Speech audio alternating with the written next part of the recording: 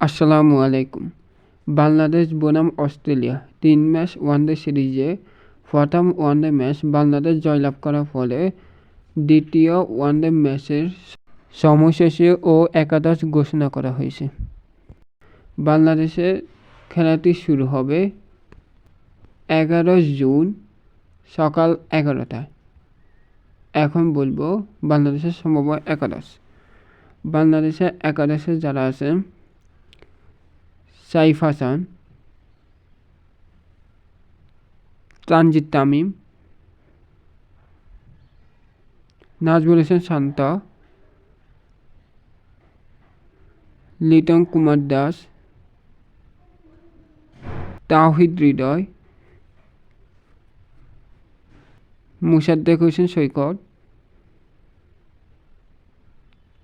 তানভীর ইসলাম,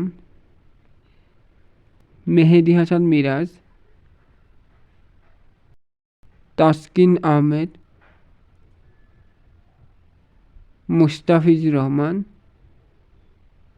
এবং নাহিদ রানা।